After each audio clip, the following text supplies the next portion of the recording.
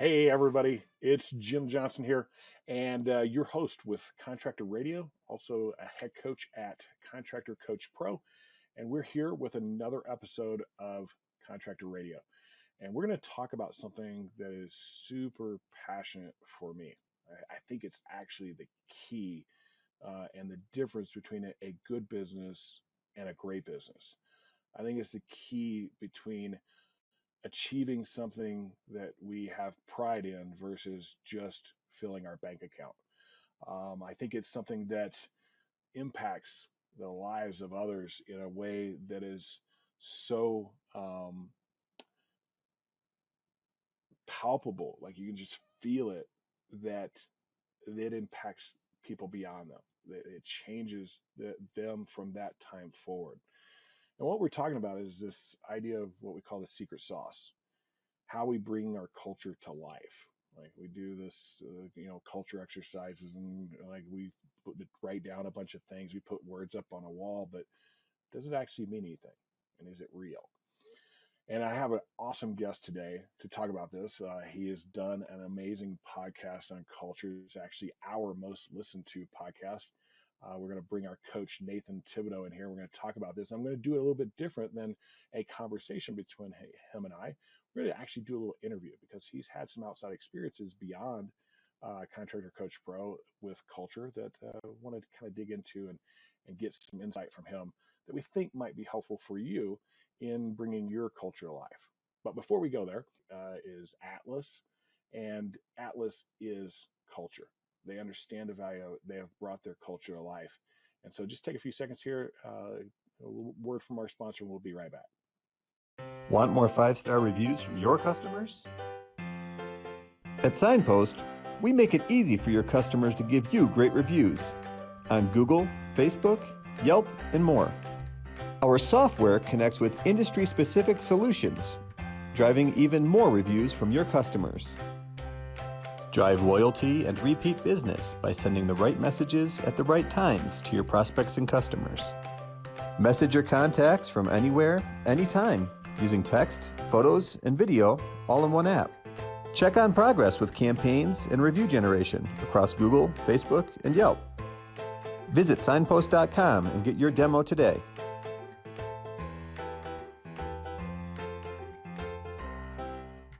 All right, everybody, welcome back to our show, Contractor Radio, and today we are talking about secret sauce. The thing, hey, I'm going to put all the spices in, and I'm going to make things like super tasty, and I'm going to have people try it, and they go, oh, that's terrible, or oh, that's wonderful, right? Like, what are the different things that we need to do to actually bring, because we hear culture all the time. I think a lot of people talk about culture. They talk about, this idea of what culture is and the components of it and all the other good stuff, but I never hear anybody talking about making it real. Never talk about like what are the practical steps we've got to take to truly have this living, breathing culture that everybody believes in our company. So I've got our special guest today. Nathan has been a part of a variety of different cultures, good and bad. We're going to talk about some of those and what the key components were with getting those things into their world to be a culture that they're proud of and people want to be a part of and they're drawn to it. So welcome aboard, Nathan. Good to have you on board. I'm going to put us in this little view right here. I think, yeah, there we go. All right. Good to have you on board. Hello. How are you? It's weird to do like a podcast with one of our coaches. Like it's just, it feels a little strange. Yeah. Like, but this one is going to be, I've been thinking hard about this. Like, who should I interview on culture? And there's a lot of good cultures out there. Avco comes to mind with Heath Hicks, Linear Roofing with Kurt Lennington, Crest Exteriors with Sam and Logan and their Crest Hustle. There's a lot of good cultures out there that you see. The Roofing Company, another one with their approach to culture. And I thought those guys would be great, but there's this guy that's been a part of a bunch of different cultures and coaches this culture thing and has done the most listened to podcast on culture that we have. And overall, like it's our overall number one listen to. If you have not listened to the Hero Sales Culture, go listen to it and get it out to your sales team. It will make a massive difference in how they perceive what it is that they do. But Nathan, this idea of the secret sauce, right? Like, you've coached a lot of people. We go through this exercise: dream, vision, Mm-hmm. purpose, core values, and mission, right? Like getting that and defining our culture. I don't believe it is our culture. I believe it's a definition of what we want our culture to be, right? Like, it's this idea of what we want our culture to actually come to life and be like. It's like a plan, but it's not the actual culture itself. And so, what do you see that's different between the ones that put it down on paper and the ones that actually you see the results of it? What are some of the key components? Well, I was thinking about as you were using the term sauce, right? And I was thinking about like different sauces that you eat. I don't like every sauce that I eat. Like every now and then I eat a sauce, I'm like, yeah, didn't dig that one. We both like barbecue, right? And so a lot of people love those like sweet and tangy barbecue sauces, right? And they're pretty mild, and they have a real sweetness to them. They got a lot of sugar in there. I'm not a big fan of those, honestly. I like spicy. I like some heat. I like it to have a little punch. I even like kind of vinegary or mustard type barbecue sauces. I like those. So I think your culture is very similar. Like some cultures are kind of spicy.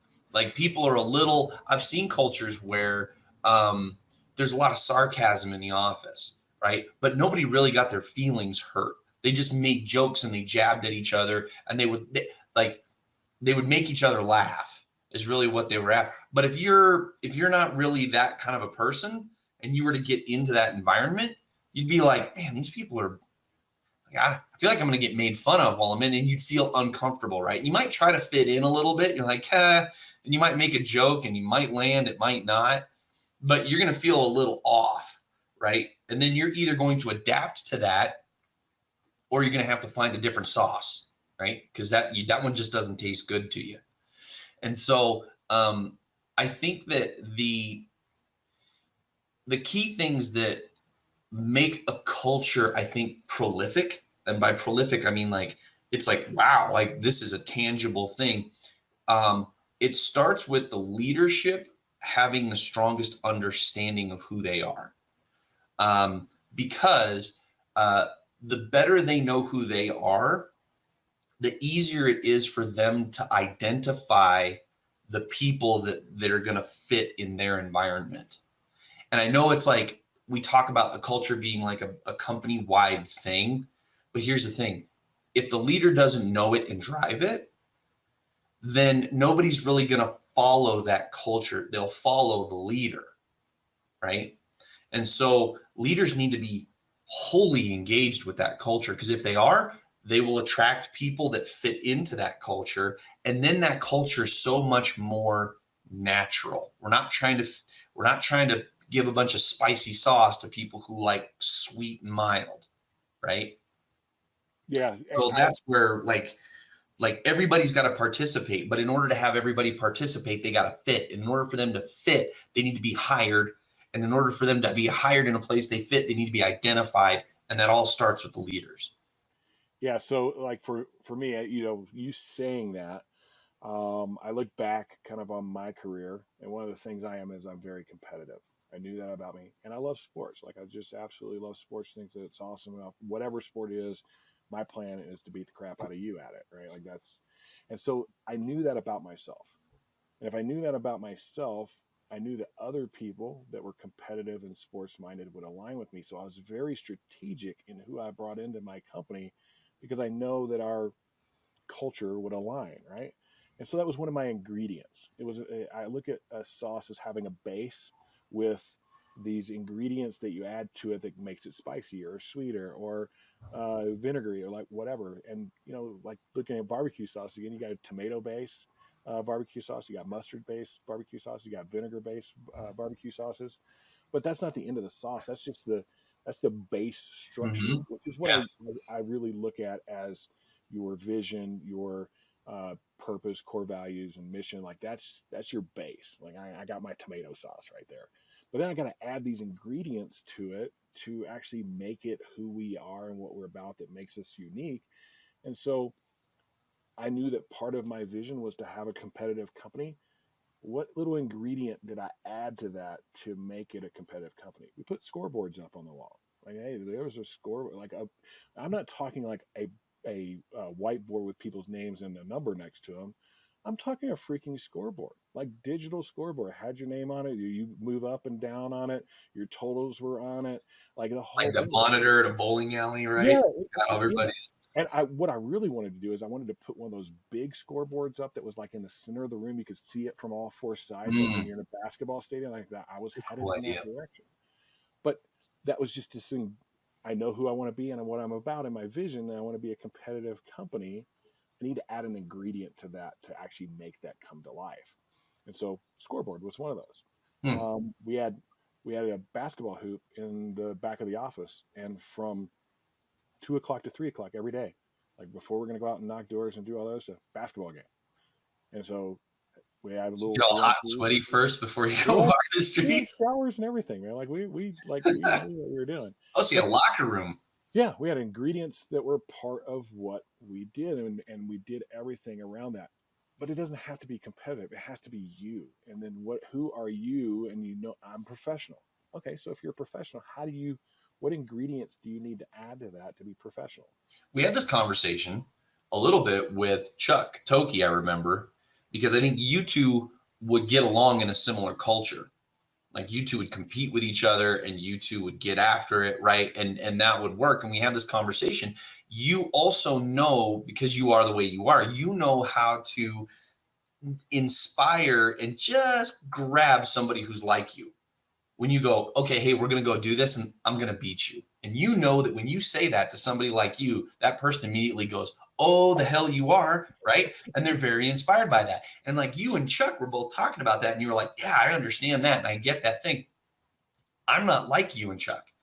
And so it was interesting that when we had that conversation and you had asked Chuck, he says, well, how would you hire somebody like Nathan? And Chuck literally was like, hiring somebody like Nathan is really difficult.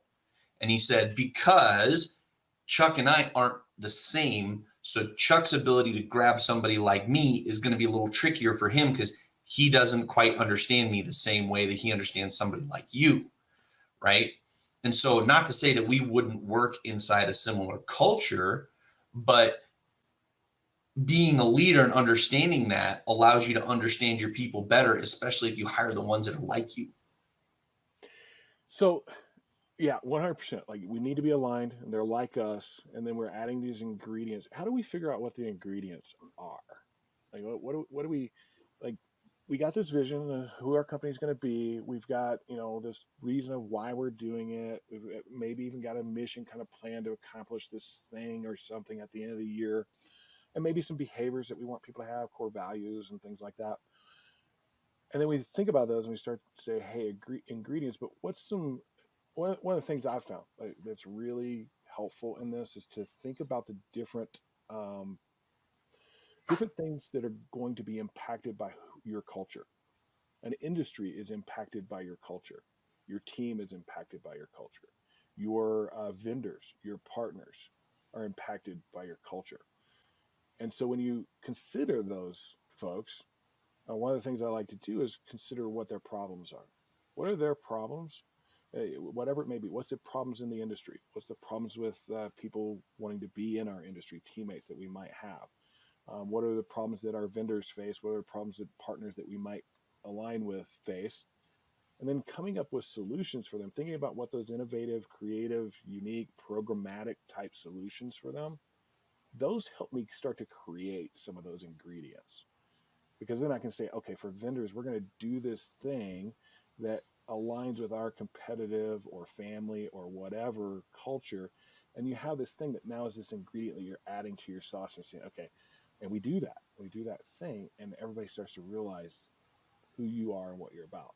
Have you ever seen anything like that, like this critical thinking between problem and solution helping with any of those ingredients?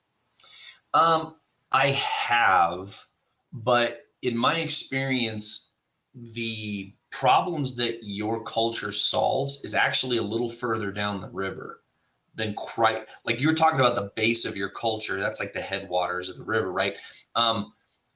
What your culture turns into has to be something that everybody enjoys. Like it's got to be kind of fun, right? And it's got to be attractive to the people who are going to be participating in it. And so, fun is different. Fun is different for different people. Like yes, 100%. Fun for an engineer is a completely different thing than fun for a salesperson. Right. I mean, those are different things. And so when we need to start adding these additional ingredients to our base, it's almost like we need to have this somewhat creative session. Okay. And I remember one company in particular that we both worked at. It was at AccuLinks. I have no problem saying this. When we were working on building out the culture at AccuLinks, okay, they got a bunch of us together. These ingredients weren't determined by 2 or 3 people at the top. They had a bunch of us together in a room, and you remember this, and we just started brainstorming about what does our culture look like and what would make this an enjoyable place to work. Okay. Now, because the room wasn't full because there wasn't really that many of us, there were enough of us in there that were different to throw these ideas out. One of them was about maybe the colors that we would have and incorporate, right? Would our office be pretty plain Jane, or is our office going to have big giant walls painted in orange and then, a carpet that has like those colors to it? Like bean bags. We had a couple of bean bags on the floors. We had a whole section with a couch area. There was a pool table. We had a what do they call it? It was a bob, like one of those punching bags. It was like and so those components were ideas that came from other people. And so that creativity component is what started to add some character. And so I think involving your other people, right? And then creating a creative environment where those ideas start to flow. We just had this conversation on Monday when we were talking with John, and we were spitballing around how we were going to do the next Top Rep event, right? And a couple of little ideas got thrown out there by some people, and it started to spark more and more ideas. And next thing you know, we're like, ooh, this next one is going to be really good. Okay. Because of that creativity, I think your culture has to work in the same way. So going back to the secret sauce thing, right? You're over there, you got the vat sitting there and you're throwing in these different ingredients, and like, that didn't taste good. I don't like that. So we'll pull that one out and we'll try again. And you keep adding till you get just that right taste, that right feel to it. But you said something. It creates the character, right? And character is determined not by what you think or what you put on paper, but by your actions. And that's what the ingredients are. Those are the actions that what are we doing? Yeah, it's the do part of, it's not the what part, it's the what are we doing aspect of your business that gives it its character, and that character becomes magnetic to people that are aligned with it. And so we can write it down on a piece of paper all we want to. It doesn't mean a hill of beans. All that is a dream without any action. And so that's nothing. You can put a bunch of words on the wall that say teamwork and integrity and all that other stuff, but if you don't create actions that align with those words, are they truly your core values? Is that really who you are?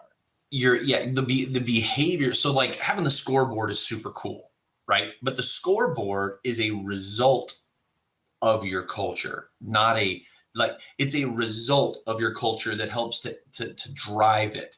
But it is not the thing that creates the culture, right? So having a scoreboard is a result of having a competitive culture, right? It's kind of like people who are like, I want my culture to be fun, so I paint a bunch of wacky stuff on the walls, and we have, Joke Monday or something like that, right? But then the office is constantly serious, and people don't really smile that much, and people aren't really laughing that much, and they don't really enjoy themselves, and it's pretty stressful. Well, okay, like we say we have a fun culture, and we've got a bunch of wacky crap on the wall, but This place It's is not really fun. right. So the question is, okay, well then is either A, is fun really a core value? Okay.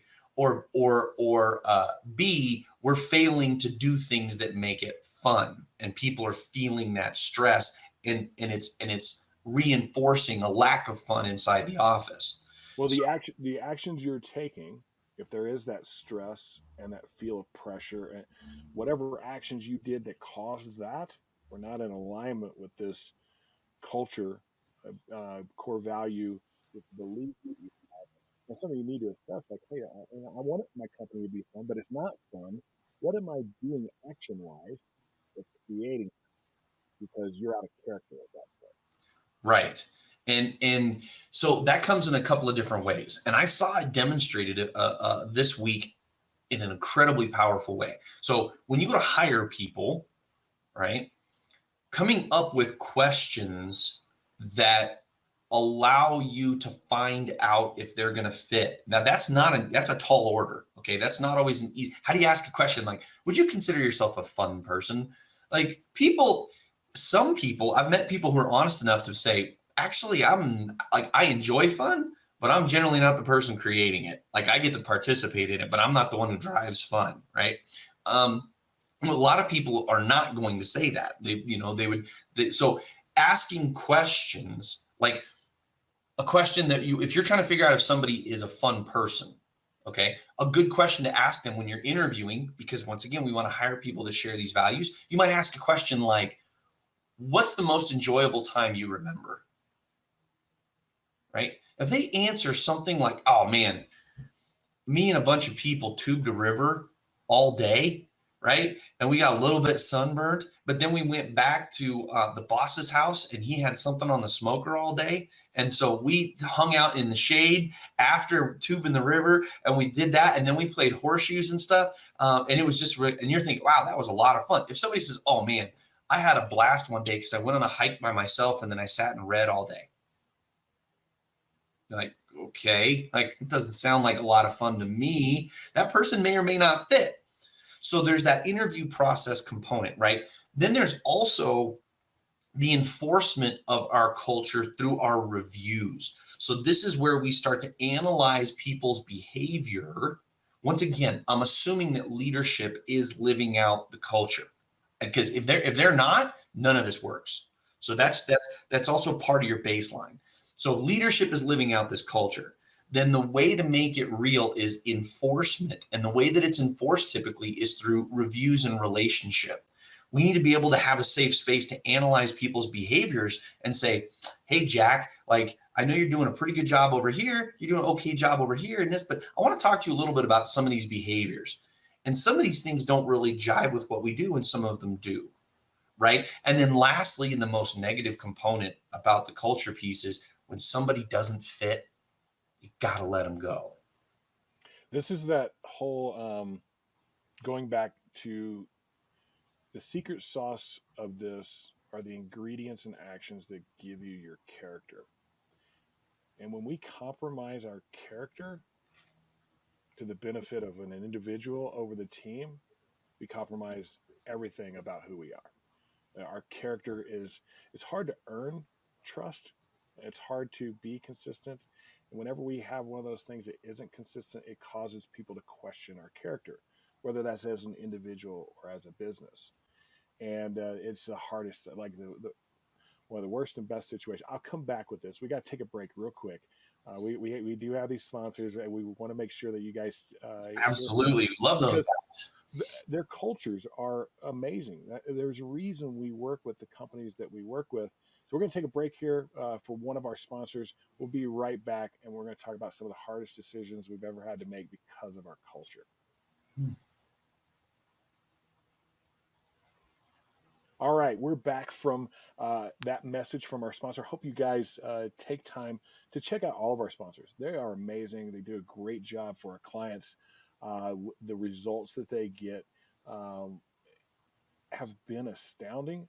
And on top of that, the reason that we are aligned with these sponsors is because we know we can trust them. We know that we can trust them to deliver for you and stand behind their product. And that isn't always the case in a very tough industry. So take some time. reach out to them if there's some benefit from any of our sponsors for your business. So coming back to this, I have this character, like this is who my business is and what we're all about. But man, I got this guy over here. He's selling $2.5 million worth of business, but he doesn't fit the character. He's not behaving the way we need. He's making it tough on our salespeople or on our administrative staff. He's not filling out the paperwork right, but he's living in this world of ego. This is your hero sales culture thing that, hey, I can do whatever I want because I sell the most. I'm the top dog, right? I think many of us are held hostage by that individual going, man, I can't let go of that guy. Will lose $2.5 million. And some of the biggest moves I've ever made has been because of that. But why does that happen? How does that even happen in the first place? How did that guy get to there? What did we allow to happen? Well, there's a number of different things that could be going on. Generally, I think when it comes down to a salesperson and that $2.5 million in revenue, what's holding you hostage isn't that salesperson, it's your own fear. That's what's like, you're afraid. You're afraid that if we let this person go, that $2.5 million is gone. Okay. But one thing you have to keep in mind is that the longer you hold on to that person, doesn't fit your culture, the more you're compromising your own character in the eyes of the rest of your team. So you should be afraid of that more than afraid of losing that revenue. Because what happens is now I'm enforcing different rules for different people. And that will cause your people to start resenting. It'll cause them to feel a little jaded. You'll start getting a little bit of back talk amongst each other, right? Because here's what'll happen. Your people now are going to start bitching about this salesperson, but they won't do it to you, okay? They're not going to do it to you now because you know you'll protect them. So what did you just create? You created drama inside your own business because now people are talking amongst each other about this person, which is not cool, okay? But they're not going to. They don't feel they're in a safe place. Yeah, they can't say anything to you because they know you know, and you're not doing anything about it. So there's that thing that could be going on. The other thing. Hey, one more thing about, want to see a dysfunctional family? Have a favorite child. Seriously, like, no parents do anyway. Come on, Jim. Don't. No, I love all my kids the same. Like they have the same rules and same. Like we have the same parameters for each one of them, and it's that's how you create dysfunction in a company is by applying different rules to different people and not holding accountable to the character of who you're planning to be. All right, continue. Sorry.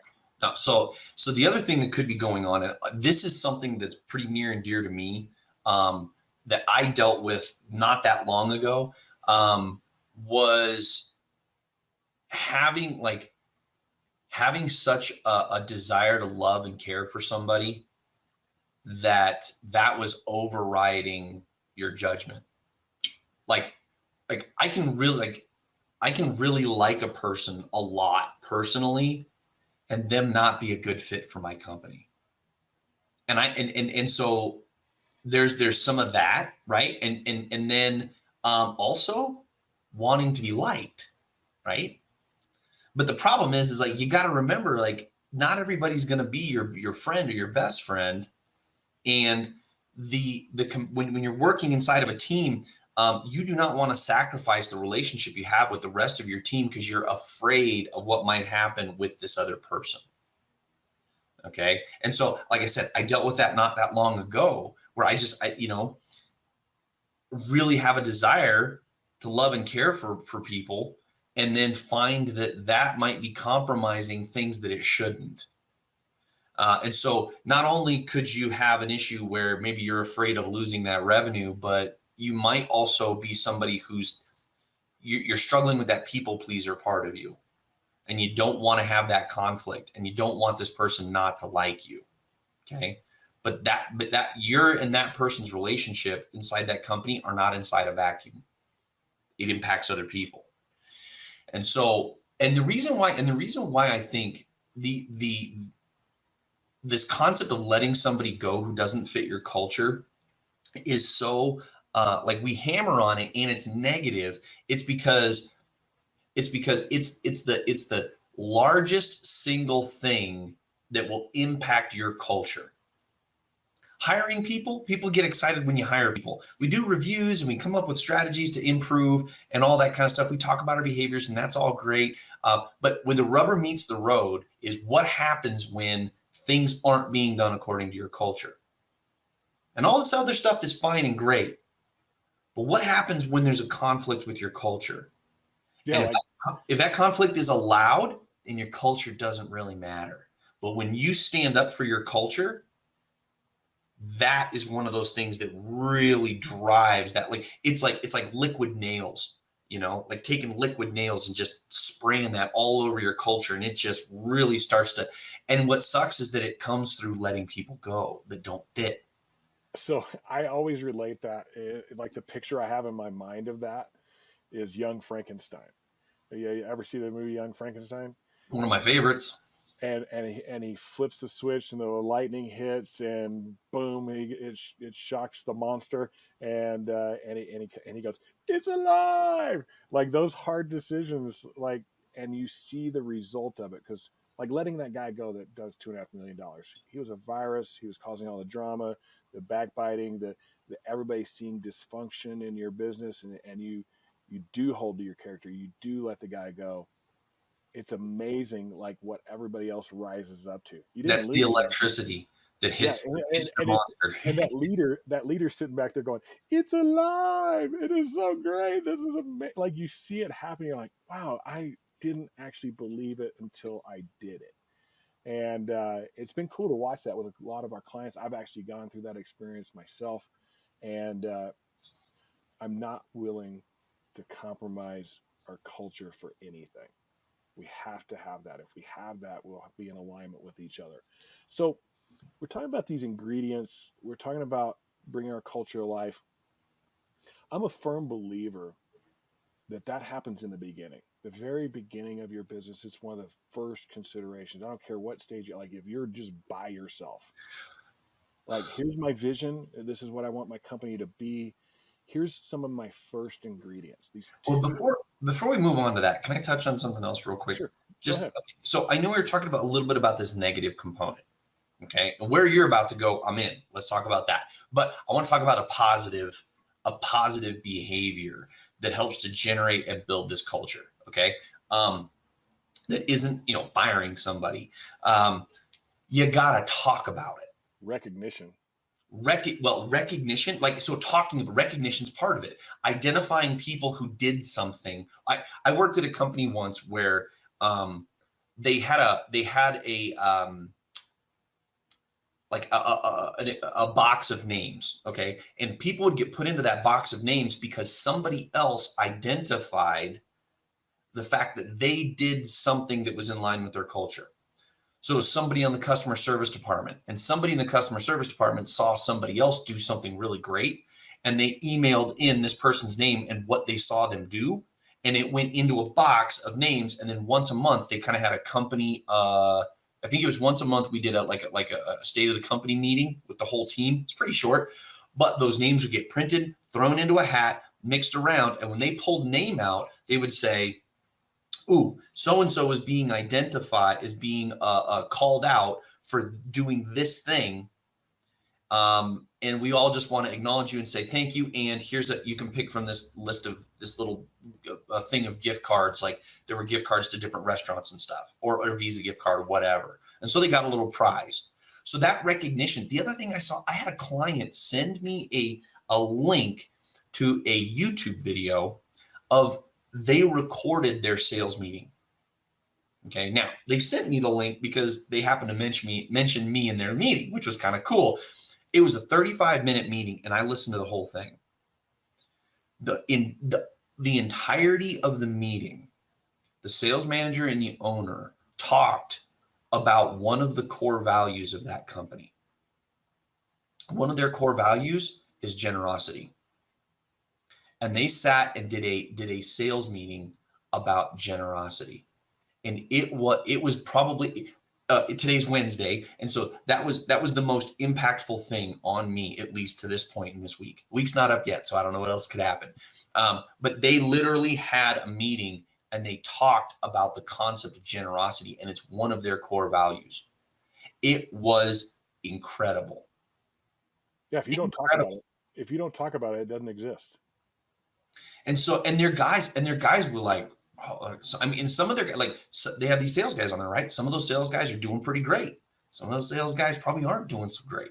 And so they really were trying to amplify why it's a core value, how it can be demonstrated, what's important about it. And so that is the positive side. So like, you know, letting people go, okay, I know it's negative, it's huge, it's impactful, but the opposite end of that spectrum is really congratulating, recognizing, identifying, meeting about, defining, talking about, and putting these things into the open. And you know what? If that means sacrificing a sales meeting where we talk about what we got cooking, then that's what it means. We sit down and we talk about our one or two of our core values and what it looks like and how we're doing as a team to exemplify that. I just wanted to like throw that. And I think a leader should, like, he knows the pulse, right? Like he knows the pulse of his business if he's engaged in his business.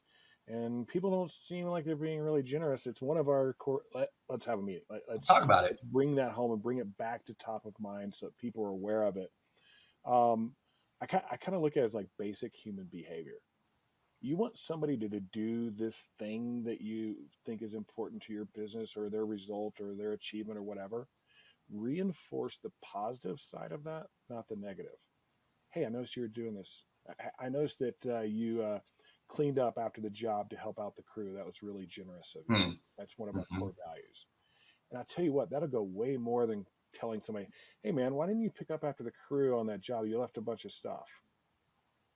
Yeah. It's a different sound. It's a different feel. And I go, well, screw you, man. Quit calling me out on that stuff.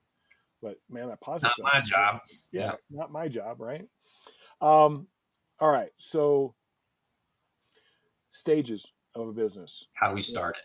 Yeah, like how do you start it? Like I'm a brand new business or I'm a small business, it's just me, maybe a couple of people. It sounds a lot easier to build a culture with a big group of people than it is to build it with just me. But if we don't approach it from day one, knowing that someday I'm going to have all these people working for me, and I want this to have this feel to it because this is more than just making money to me. So what do I want that to look like? And I can remember doing that with any business I've ever started. I've always sat down and put pen to paper. This is what I think this is going to look like in the end. And I'll tell you this right now. It's never that. That vision that I wrote that very first day, it's never that in the end. It's usually something better and different. But I had to start with an end in mind before I could actually start to add ingredients to it. Because whenever you started adding the ingredients to that thing, you're like, hey, let's put this in. And nobody bought into it. Nobody, like, that tasted bad. Okay, we're not putting that ingredient in. Let's try a different one. Dude, everybody clicked to it. That was awesome. I can remember on the competitive side of thing with the roofing deal, it was so important to me that every little thing I was looking for a way to compete. And so we had one of our sales guys sitting at his locker, he's sitting at his workstation, and he crumpled up a piece of paper and he threw it across the room at the wastebasket and missed. I see where this is going. And I saw it. I saw him throw it, and I run out there. And I'm like, all right, everybody, right now, here's the deal. I just watched Billy throw his piece of paper, and he missed that basket. Everybody's shooting from right here. Everybody that makes it in that basket, $100 bill right now. And there was 20 guys in the office. 2 people made it. And it wasn't just to show how competitive we were. The idea, the core of that, what I wanted to do to bring that to life was the consequences of being under pressure.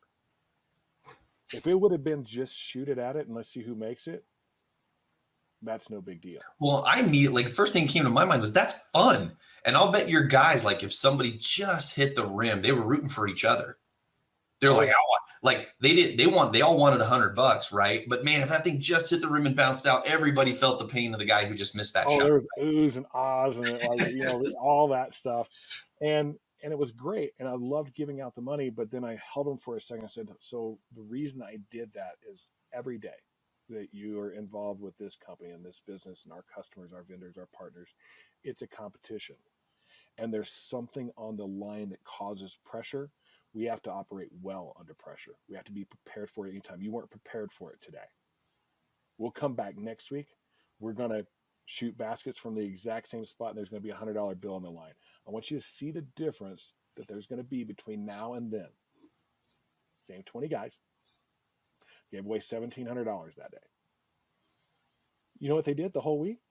They practiced. They balled it up the right way. Made it tight, practiced from distance, put arch on it, shot it flat, tried to use a backboard. They did all these different things that were really practice so that they could be prepared for the moment. And that was part of our culture, is me driving that depth of knowledge of why we're doing what we're doing to really bring it home. And I've had guys come to me since that day and go, that was one of the most important things I ever learned at your company. That was like a power moment for us. And that's cool. And so it's top of mind for the leader. Where do I see this opportunity to go, today with my secret sauce, I'm throwing in a new ingredient. Let's throw that in there and see if it tastes good, right? But it's because I know that this sauce is always cooking. It's always mixing up. So how do we start that, right? Is what we're yeah. I mean, I think it starts with you, right? So if you're a one-man show or one-woman show, right, there's nobody else. It's just you, okay? Now, if it's you and maybe a couple other people, the first question you got to ask yourself is, what's most important to you? Is it honesty? Is it loyalty? Is it confidence? Is it what are some of your personal core values that you look for? Yeah, that you look for in other people. Right? If I'm hanging out with a new person I've never really met before, and I'm already picking up that they basically much of what they say is kind of BS, that's a turnoff for me. Now, if you're a salesperson, you're probably oh yeah, you're probably getting sold on their whatever, right? So for me, I know that's going to kind of start to turn me off a little bit. Okay. So you got to start to ask yourself, what are your own personal core values, your own personal guiding principles, first of all? Then the next thing you got to ask yourself is, what's the kind of place you would like to work? Because here's the thing. If you try to create something based on somebody else, right, or something you think other people would like, but isn't necessarily you're going to hate working there. And then a couple of years down the road, if you're halfway successful at it, which you might be able to be, some people are very successful at not being themselves, right? We call them liars and charlatans, right? But if you do that, you're going to find yourself a few years down the road looking around your office going, I don't like any of these people. And I really don't like this place. And I don't want to be here anymore. Now, nobody wants that. So here's the thing. Personally, I know that I'm not really into quilting. Me neither. Not my deal. Not a big fan. Not my deal. Now, I know your wife, Michelle, does, right? And she does some beautiful stuff with that. And I've actually known people that were I'm trying to say this with a straight face because I don't want to offend anybody. There are people that are in quilting clubs, okay? And they enjoy that. Stop it, Jim. They enjoy that, okay? And so that's part of something that's important and special to them. So if they went to build a business, and we'll just use this quilting thing, right? They probably want people around them who enjoy quilting, but you got to know that about yourself. So if you're a one-man operation or you're just a person with a small team, okay, the first place you start are your own personal core values and guiding principles, okay? Because if those aren't reinforced, you're going to hate where you are. And then you want to start next with what do you want the place to look like that you would work, where you're like, okay, I'm getting up in the morning, I'm having my coffee, and I can't wait to go into the office because we're going to talk about this hunting trip that we got coming up. And all my guys like hunting and fishing, right? And we're going to talk about that. Or I can't wait to get into the office and razz my boys about our fantasy football team, right? And how I stomped on these people, right? Or I can't wait to get into the office to talk about this book that we're all reading, because we meet about that today and talk about this book. Or I can't wait to get into the office and figure out how we're going to compete today. All right, guys, what's the competition? Okay, we're all going to get out, knock some doors, close some deals. How are we going to do this? What are we trying to get, right? So that if you can figure out what that environment is that you want to participate in as a leader. So if you're a small operation, start with that. You don't necessarily need to get super deep. Like if I'm a 1 or 2 man show, I'm probably not going to go buy a giant scoreboard and put on my wall just yet. Right? Because I'll start with something. I have my own whiteboard, right? My first competition is to beat what I did last week. I'm gonna start competing now. I'm gonna start making that a recipe of what I do. I'm gonna compete against myself. Next guy that comes in, he's gonna compete against me.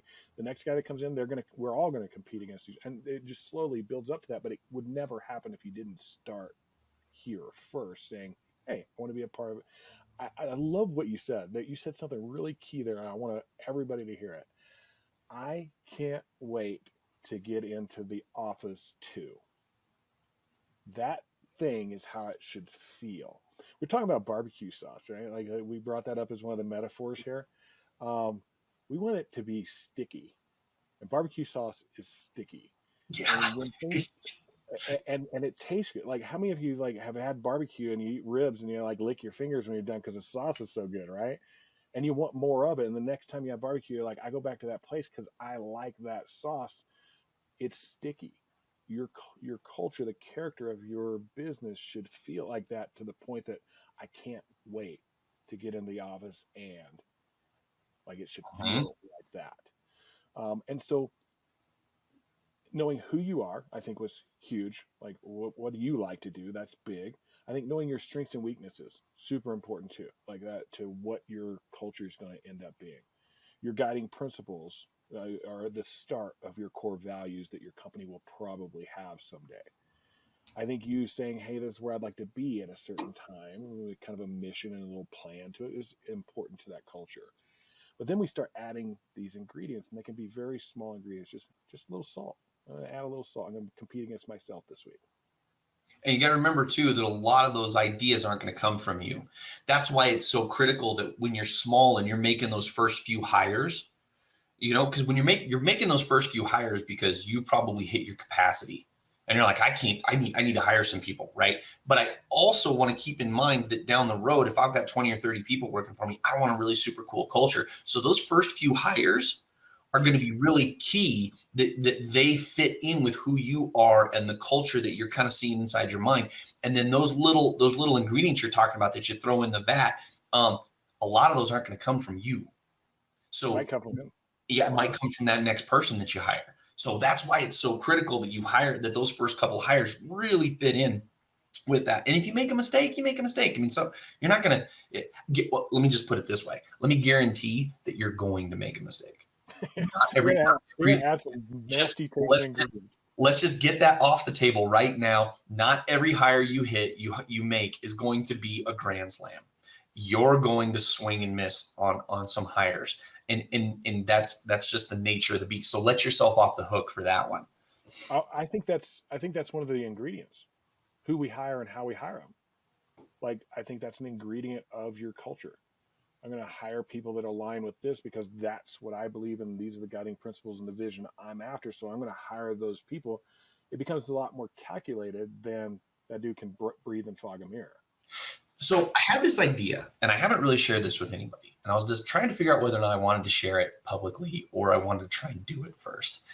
My little brothers and I all get along pretty well.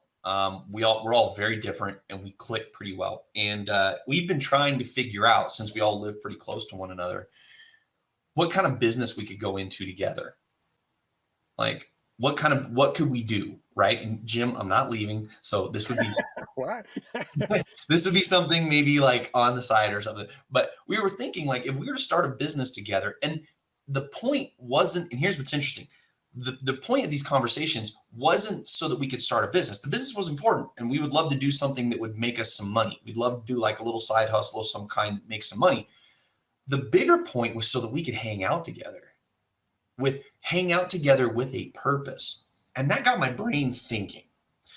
I got to thinking about this idea because we do all kinds of things as people. We play volleyball, we play softball, we go do brewery tours, we do book clubs, we do quilting clubs. And why are we doing this? Because we want to spend time together and kind of have a purpose to that time we spent together. Sometimes it's tasting beer, sometimes it's competing against another team, sometimes it's creating a quilt, whatever that is, right? And so this idea came to my mind, was like, if I was to create a list of the top 5 people that I would love to spend a bunch of time with, who would they be? And what would be the purpose behind spending time with them? How could I create a thing that would make us get to spend a bunch of time together? So this idea came to my mind, is that I'm actually starting with culture before the business even exists. And so I don't even know if I can do that yet. So I've got this idea in my head, like, what if I assembled a group of people who I love spending time with, and I got them together and we said, hey, we want to spend time together, but we also want to make it productive time and accomplish something cool. What should be that thing that we do? You just started with culture. And I think a lot of businesses, at least the ones I see that are really successful, I think a lot of breweries start that way.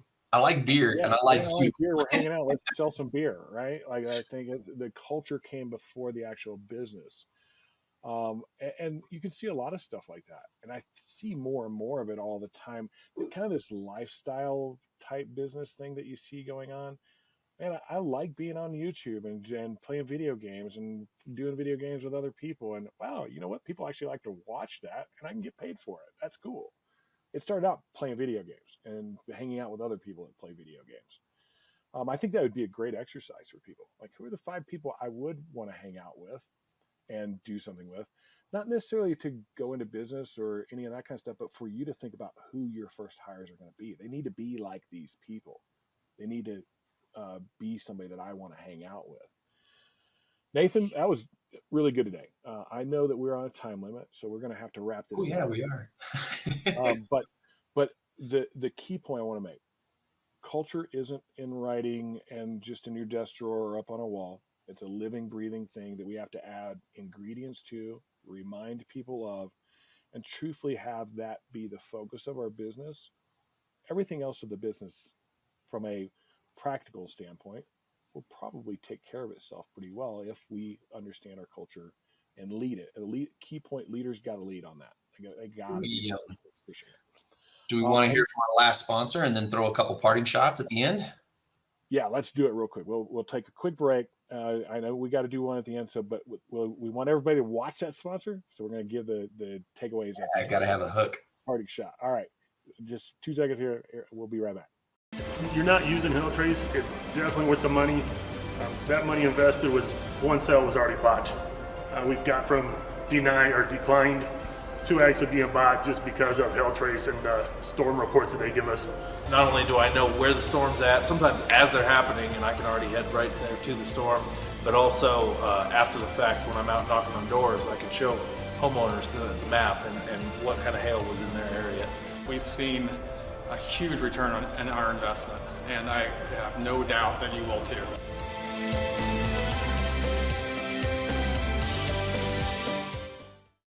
All right, everybody, we're back here. Thank you for taking time out to listen to one of our sponsors and checking out really how we execute this podcast and making sure that it's something that is valuable to you guys.